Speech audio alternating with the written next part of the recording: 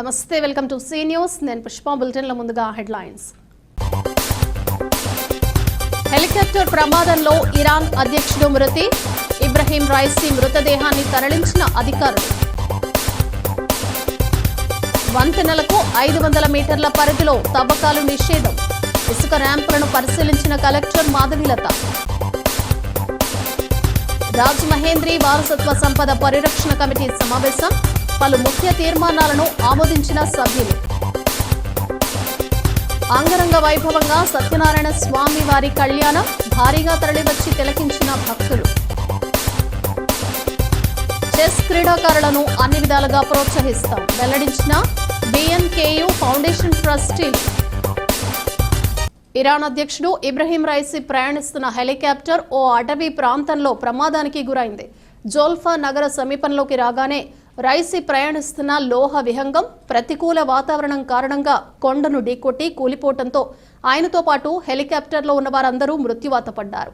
Iran ప్రభుత్వ రంగ media లోహ విహంగం నేలను బలంగా తాకినట్లు మాత్రమే పేర్కొంది.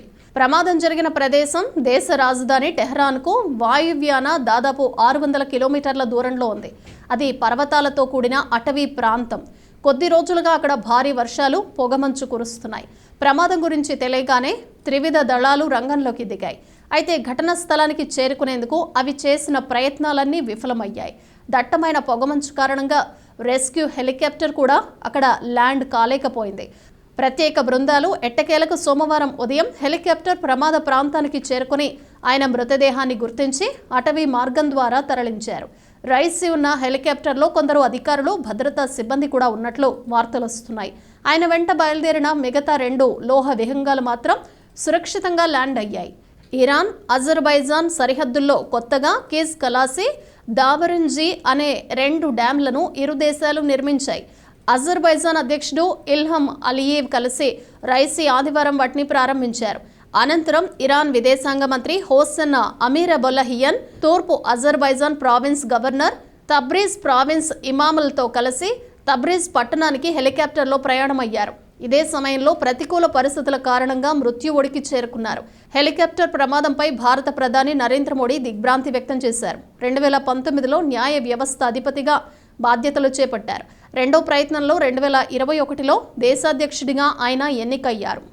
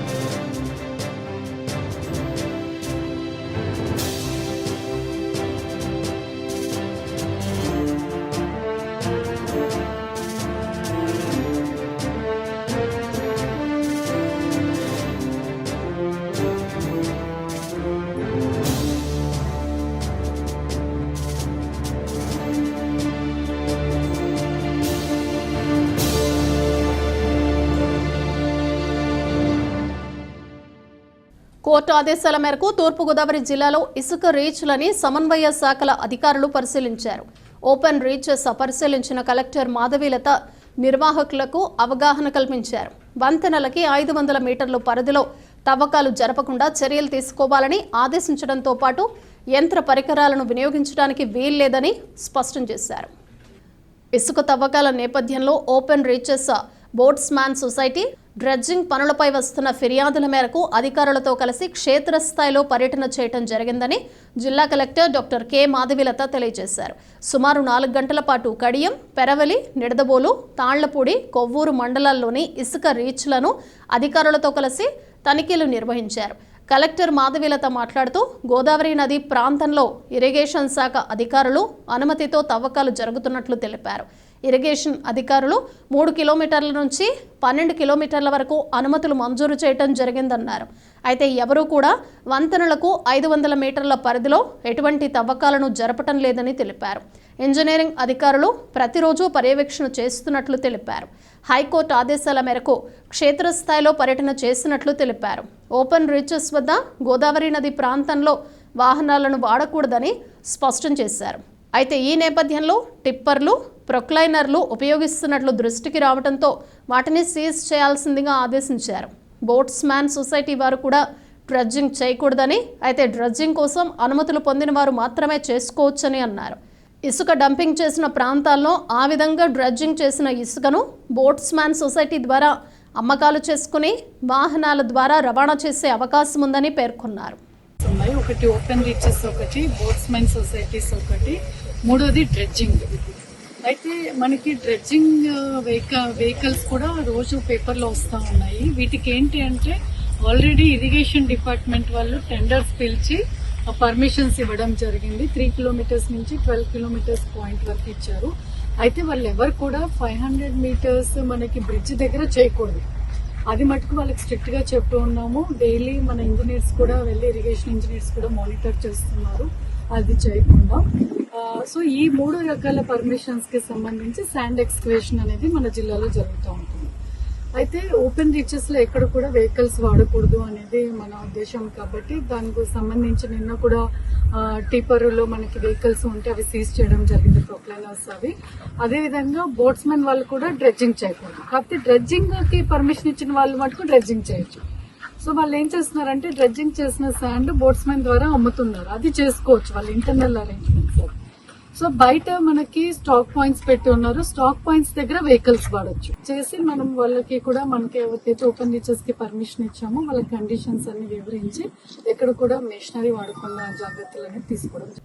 రాజమహేంద్రవరం కోటిలింగాల దేవస్థానం సమీపంలో ఎట్టి పరిస్థితుల్లోనూ ఈట్ స్ట్రీట్ ఏర్పాటు చేయవద్దని, గోదావరి గట్టు వెంబడి మాంసాహార వంటకాలను ఎట్టి పరిస్థితుల్లో విక్రయించడానికి వీల్లేదని రాజమహేంద్రి వారసత్వ సంపద పరిరక్షణ కమిటీ నగరపాలక సంస్థ కమిషనర్కు విజ్ఞప్తి చేసింది.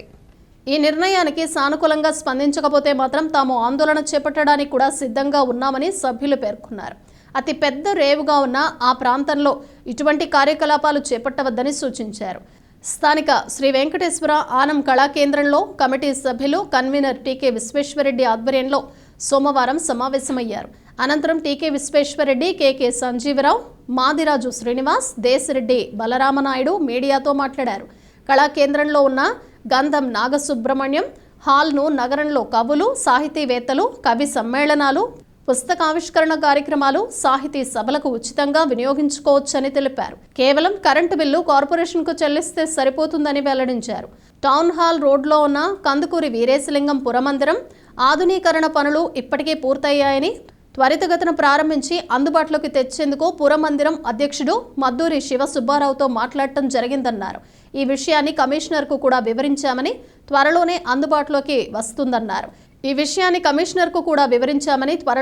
అందుబాటులోకి వస్తుందన్నారు.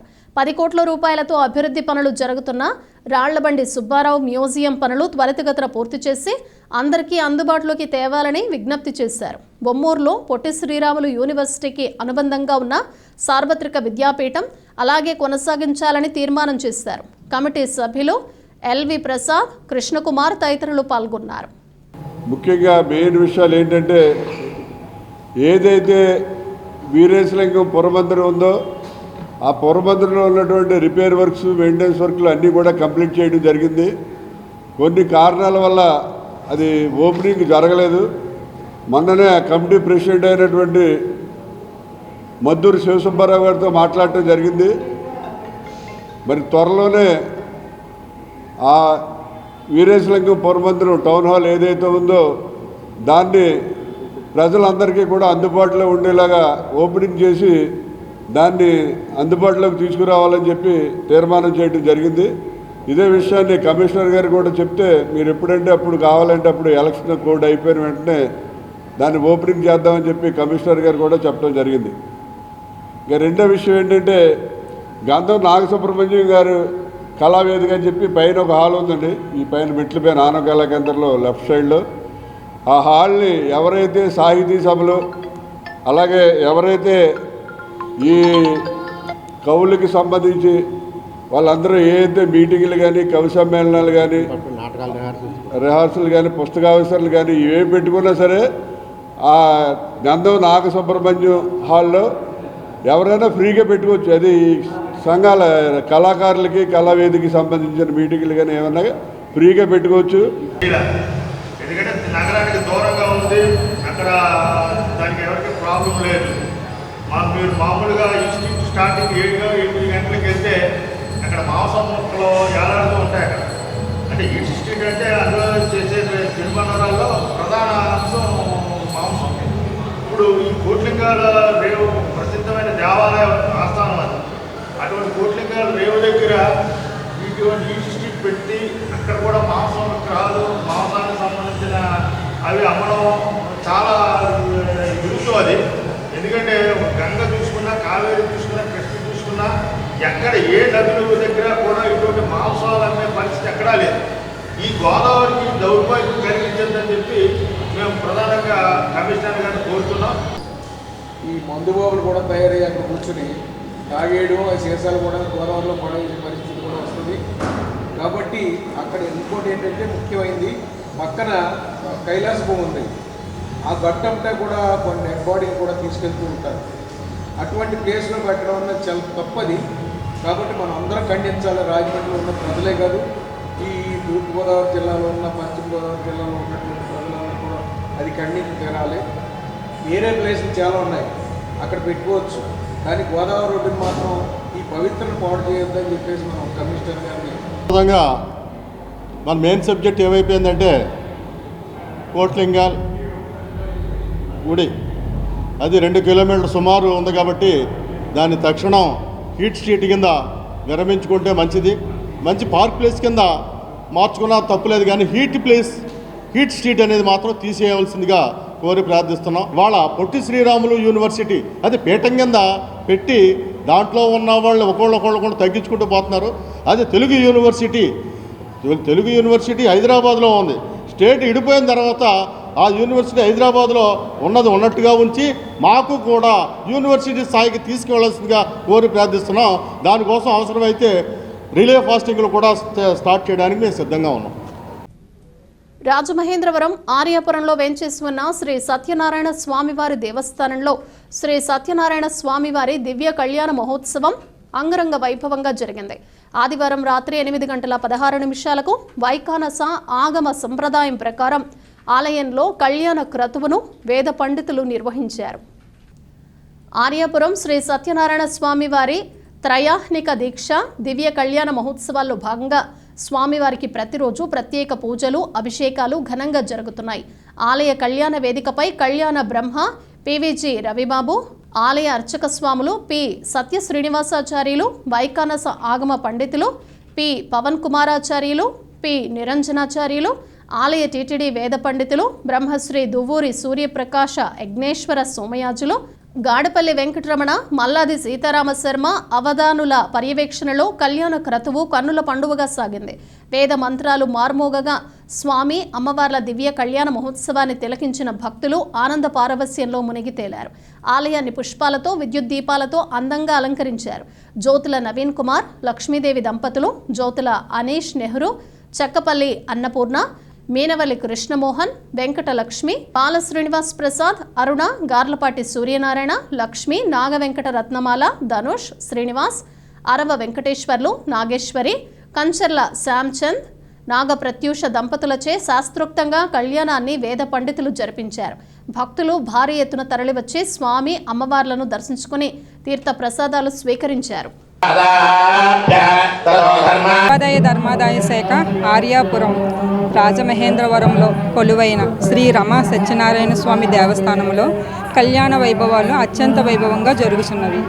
ఈ సందర్భంలో నిన్న స్వామివారికి రాట ముహూర్తం, పెళ్ళికొడుకు పెళ్ళికూతురు కార్యక్రమం జరిగింది. అలాగే ఈరోజు 8:16 స్వామివారి కళ్యాణం అత్యంత వైభవంగా జరుగుతున్నది. అలాగే ఈరోజు సాంస్కృతిక కార్యక్రమాలు కూడా కళ్యాణ మండపంలో ఏర్పాటు చేయడం జరిగింది. అలాగే రేపు 20వ తారీఖున సదస్సు కార్యక్రమం జరుగుతున్నది. అలాగే ఎల్లుండి 21న మనకి చక్రస్థానము, అలాగే పుష్పోత్సవ కార్యక్రమాలు కూడా ఉన్నవి. 25వ తారీఖున స్వామివారి కళ్యాణ సందర్భంగా మహా అన్నదాన సమారాధన కూడా జరుగుతున్నది. కాబట్టి 50 మంది భక్తులు కూడా ఈ కార్యక్రమంలో పాల్గొని స్వామివారి కృపకు పాత్రులు కావాల్సిందిగా కోరుచున్నాను. ఇట్లు కార్యనిర్వహణ అధికారి. ఉత్సవములు ప్రారంభం చేశారట. వాటిని బ్రహ్మోత్సవములు అని కీర్తించబడ్డాయి. అటువంటి బ్రహ్మోత్సవాలు ఆ స్వామివారికి బ్రహ్మగారు కడిగినటువంటి పాద ప్రక్షాళనతో ప్రారంభించబడ్డాయి. కనుక ఆ బ్రహ్మ కడిగినటువంటి పాదము అనేటువంటి సంకీర్తనతో చక్కగా స్వామివారిని కీర్తన చేశారు వాద్యగారు.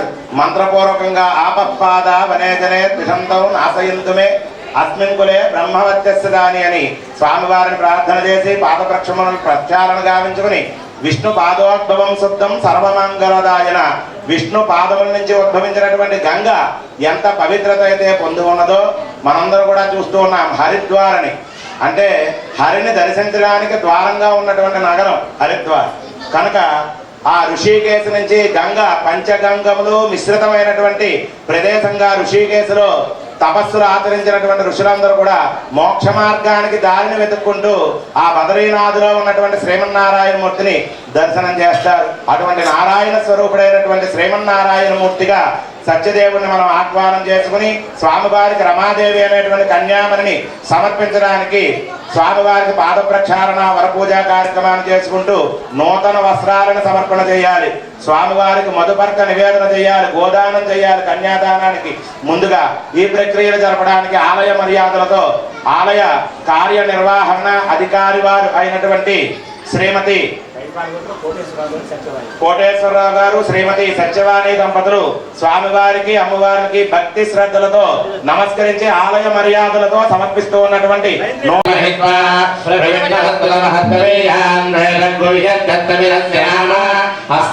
సమర్పయామి. స్నానం 5 సార్లు నీళ్లు ప్రోక్షణ చేసి నమస్కారం చేసుకోండి.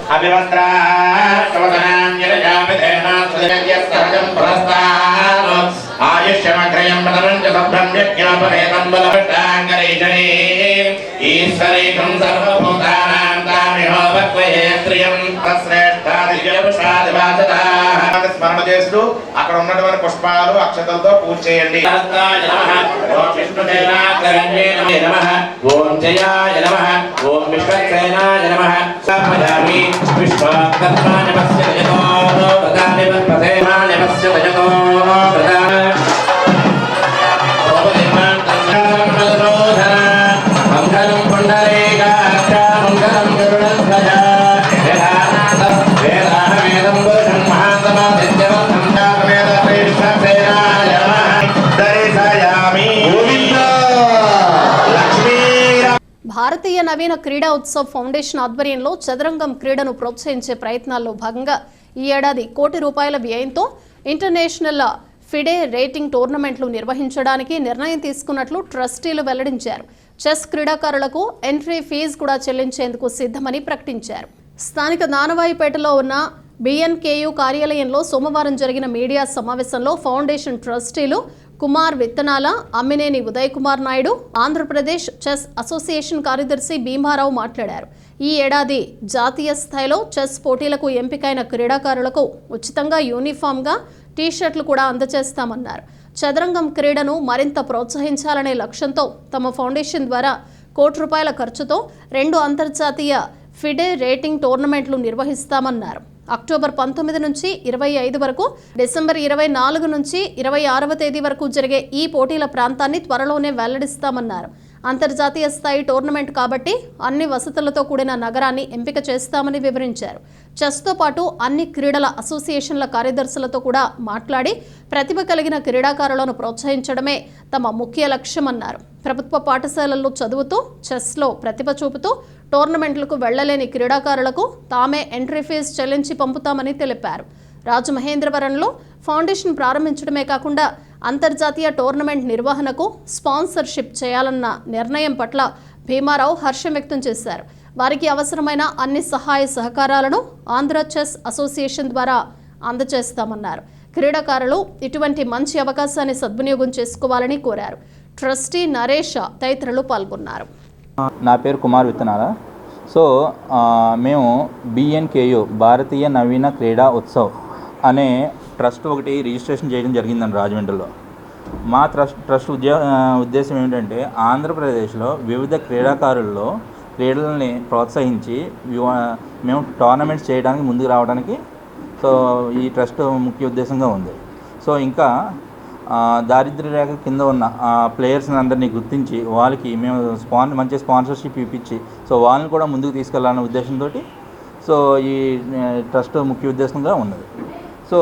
ఇంకా మేమైతే ప్రస్తుతానికి అయితే మేము చదరంగంలో ఉన్నాం కాబట్టి చదరంగంలో ఈ సంవత్సరం 1 కోటి రూపాయల వ్యయంతో ఇంటర్నేషనల్ ఫిడే రేటింగ్ టోర్నమెంట్స్ 2 నిర్వహించడానికి మేము ముందుకు వస్తున్నాము. ఇంకా ఈ సంవత్సరం ఎవరైతే నేషనల్ టోర్నమెంట్స్కి సెలెక్ట్ అవుతారో ఆ పిల్లలందరికీ కూడా మేము మా ట్రస్ట్ నుంచి టీషర్ట్స్, యూనిఫామ్స్ ఉచితంగా ఇవ్వడానికి మేము స్పాన్సర్ చేయడానికి ముందుకు వస్తున్నాము. ఈరోజు రాజమండ్రిలో రిజిస్టర్ చేసినటువంటి భారతీయ నవీన క్రీడా ఉత్సవ్ ఫౌండేషన్ వీరి యొక్క ముఖ్య ఉద్దేశం ఏంటంటే వివిధ క్రీడాంశాలలో జిల్లా స్థాయి నుంచి అంతర్జాతీయ స్థాయి వరకు వివిధ రకాల టోర్నమెంట్ నిర్వహించి తద్వారా టాలెంట్ ఉన్న క్రీడాకారులను గుర్తించి వారిలో ఎవరైతే కొంచెం ఫైనాన్షియల్గా పూర్ ఉంటారో అటువంటి వారికి ఎలిజిబిలిటీ, ఎవరైతే టాలెంట్ ఉండి ఫైనాన్షియల్గా ముందుకు వెళ్ళలేకపోతుంటారో అలాంటి క్రీడాకారులకి సపోర్ట్ చేయడం అన్నది ఈ BNKU ఫౌండేషన్ వారి యొక్క ముఖ్య ఉద్దేశం. ఇందులో మొట్టమొదటి స్టెప్గా చదరంగాన్ని తీసుకొని ఈ ఏడాదిలో 2 ఇంటర్నేషనల్ చెస్ టోర్నమెంట్లని దాదాపుగా 1 కోటి రూపాయల వ్యయంతో ఎక్స్పెండిచర్తో ప్లాన్ చేయబోతున్నారు. బాగుంటుంది మన స్టేట్ ప్లేయర్స్కి అని చెప్పడం జరిగింది. దీనిలో భాగంగానే ఇంటర్నేషనల్ ఫిడే రేటింగ్ టోర్నమెంట్స్ అనేవి చేయాలి అనే ఆలోచనతో ఈ ట్రస్ట్ వాళ్ళు ముందుకొచ్చారు. తప్పకుండా వెన్యూస్ కూడా ఎక్కడ బాగుంటాయి అనేది ఆలోచించి మా తరపు నుంచి కూడా మంచి వెన్యూస్ అంటే స్టేట్ అసోసియేషన్ వారు సహకరించి మంచి వెన్యూ ప్రొవైడ్ చేస్తే వాళ్ళు చేద్దామనే ఆలోచనతో ఉన్నారు. తప్పకుండా మా తరపు నుంచి పూర్తి సహాయ సహకారాలు వాళ్ళకు ఉంటాయి. అలాగే గవర్నమెంట్ స్కూల్ పిల్లలు ఎవరైతే ఉన్నారో ముఖ్యంగా వారు చాలామంది ఎంట్రీ ఫీజులు కట్టుకోలేక చాలా దగ్గర టోర్నమెంట్లో పార్టిసిపేట్ చేయలేకపోతున్నారు. కాబట్టి అటువంటి క్రీడాకారులకు కూడా మీ ట్రస్ట్ తరపు నుంచి ఏదో ఒకటి చేయగలిగితే మా తరపు నుంచి పూర్తి సహాయ సహకారాలు ఉంటాయని కూడా చెప్పడం జరిగింది. దానికి ట్రస్ట్ సభ్యులందరూ కూడా అంగీకరించారు. దీనిలో భాగంగానే వాళ్ళ భవిష్యత్తులో స్కాలర్షిప్లు ఇవ్వటం అనేది కూడా వాళ్ళు ఒక పాయింట్ అజెండాలో పెట్టుకున్నారు. భవిష్యత్తులో అది ఇంప్లిమెంట్ చేద్దామని ఆలోచన చేస్తున్నారు. స్వాతంత్ర సమరయోధుడు, ఆంధ్రప్రదేశ్ తొలి ముఖ్యమంత్రి టంగుటూరి ప్రకాశం పంతులు అందించిన సేవలు చిరస్మరణీయమని నేటి యువతీ యువకులు ఆయన త్యాగాలను, సేవలను స్మరించుకుంటూ ఆశయ సాధనకు ముందుకు రావాలని టీకే విశ్వేశ్వరరెడ్డి విజ్ఞప్తి చేశారు. ఆంధ్రకేసరి టంగుటూరి ప్రకాశం పంతులు 67వ వర్ధంతిని పురస్కరించుకుని స్థానిక శ్రీ వెంకటేశ్వర ఆనం కళాకేంద్రం ఆవరణలో టంగుటూరి చిత్రపటానికి రాజమహేంద్రి వారసత్వ సంపద పరిరక్షణ కమిటీ సభ్యులు పూలమాలలు వేసి ఘనంగా నివాళులర్పించారు. కన్వీనర్ టీకే విశ్వేశ్వరరెడ్డి మాట్లాడుతూ బ్రిటిష్ వారి తుపాకులకి గుండెలు చూపిస్తూ ఆయన చేసిన స్వాతంత్ర పోరాటం అందరికీ స్ఫూర్తిదాయకమన్నారు. అటువంటి మహనీయులను స్ఫూర్తిగా తీసుకుని నేటి యువత ముందడుగు వేయాలని, అనువనువున దేశభక్తిని పునికిపుచ్చుకొని నడవాలని పిలుపునిచ్చారు. కమిటీ సభ్యులు కేకే సంజీవరావు, మాదిరాజు శ్రీనివాస్, దేశరెడ్డి బలరామనాయుడు, విఎస్ఎస్ కృష్ణకుమార్, ఎల్వి ప్రసాద్ తదితరులు పాల్గొన్నారు. రోజు మద్రాసులో గాంధీ గారు రైల్వే స్టేషన్లో ఇది మనసులో పెట్టుకుని ప్రకాశం గారిని అడిగాడు, ఏంటి నీ మీద చాలా కంప్లైంట్లు వస్తున్నాయి, డబ్బులు మిస్యూజ్ చేస్తాను నేను. అప్పుడు వెంటనే ప్రకాశం గారు ఎవరు చెప్పాడు నీకు ఇలాగే కాదు, ప్రకాశం గారు కొంచెం రౌడీ ఎలిమెంట్ కింద ఉండేవాడు కాబట్టి ఇలా చూపించాడు. ఎవరు చెప్పాడు నీకు, ఇదిగో ప్రకాశం జేబు, ఇదిగో ప్రజలు జేబు, ఇదిగో అని 2 జేబులు చూపించాడు. ప్రజలు ప్రకాశం జేబు దిగి ప్రకాశానికి ఇచ్చిన డబ్బులు ఇందులో ఉంటాయి, తమ పోరాటం కోసం ఇచ్చిన డబ్బులు ఇందులో ఉంటాయి, నేను ప్రజల మనిషిని రా అని చెప్పాడు. అది ప్రకాశం గారు అంటే. అటువంటి ప్రకాశం గారు ఆంధ్రకేసరి అనే బిరుదుని అలవోకగా తెచ్చుకున్న వ్యక్తి. ఒక రకంగా చెప్పాలి అంటే ఆ రోజుల్లో స్వతంత్రోద్యమంలో సర్వస్వం త్యాగం చేసిన ఏకైక వ్యక్తి ఎవరైనా ఉన్నారంటే ఆ రోజుల్లో చాలా ఒక రోజుల్లో 100 కోట్లు సంపాదించి సర్వస్వాన్ని త్యాగం చేసి ఆఖరి కట్టుకుందుకు ఆయన ఎందుకు వెళ్ళేవాడు ఇలా వేసుకునేవాడు అంటే అది ఫ్యాషన్ కాదు, అందం ఉండాలి. తిరిగిపోయిన చొక్కా కనబడకుండా తిరిగినట్టు తిరిగిపోయిన చొక్కా వేసుకుంటే మామూలుగాని ఇది చాలా వేసుకునేవాడు. అది ఆయన అంత త్యాగి. అటువంటి త్యాగి రాజమహేంద్రవరంలో మనగాడిన ప్రాంతం కాబట్టి మనందరికీ కూడా మన వారందరికీ జవాబులు అర్పిస్తూ ఆ త్యాగజీవులు ఆదర్శం కావాలని కోరుకుంటున్నాం. భగవద్గీత, ఖురాన్, బైబిల్, ఏ మత గ్రంథమైనా ఏ భాషలోనైనా అమ్మ ప్రాపంచిక సత్యమని ఆంధ్రకేసరి డిగ్రీ కళాశాల చైర్మన్ అసదుల్లా అహ్మద్ అన్నారు. ఆంధ్రకేసరి యువజన సమితి ఆధ్వర్యంలో అమ్మల దినోత్సవం స్వాతంత్ర సమరయోధుల పార్క్లో ఘనంగా జరిగింది. ఈ సందర్భంగా ఆనాటి స్వాతంత్ర సమరయోధులైన మహిళామణుల విగ్రహాలకు పూలమాలలు వేసి ఆ మహామణులకు ఘన నివాళి అర్పించారు. ఈ సందర్భంగా నిర్వహించిన అమ్మతో సెల్ఫీ పోటీలో విజేతలకు బహుమతులు అందజేశారు. వక్తలు సమితి అధ్యక్షులు దేశిరెడ్డి బలరామనాయుడు, సమితి కార్యదర్శి మాదిరాజు శ్రీనివాస్, సహాయ నిర్వాహకులు వాసవి క్లబ్ ఉపాధ్యక్షుడు కె వీరభద్రరావు, సాధ్వి ఫౌండేషన్ అధ్యక్షురాలు కాత్యాయిని, బ్రాహ్మణ సాధికార సంస్థ అధ్యక్షురాలు ఏచూరి ప్రసన్న తదితరులు మాట్లాడుతూ అమ్మను మించిన దైవం లేదన్నారు. పాల్గొన్న వారందరికీ సర్టిఫికేట్లు అందించారు.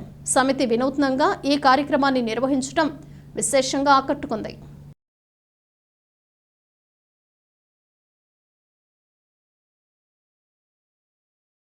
వాసవి క్లబ్, సాధ్వి ఫౌండేషన్, బ్రాహ్మణ సాధికారిక మహిళా సాధికారిక సంస్థ అనే 3 ఆర్గనైజేషన్స్ తోటి అమ్మతో సెల్ఫీ అనే ఒక కాంటెస్ట్ని ఏర్పాటు చేయడం జరిగింది.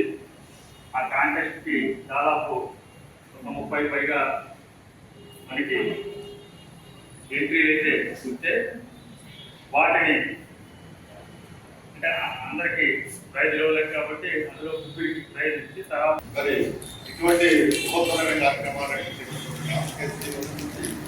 ఆ ఆధ్వర్యంలో ఈ పుణ్యభూమిలో మీరు పాల్గొనడం మీ అదృష్టంగా భావించాలి. ఎందుకంటే ఇది మామూలు భూమి కాదు, ఎంతో మంది గాంధీ గారు నడయాడిన భూమి.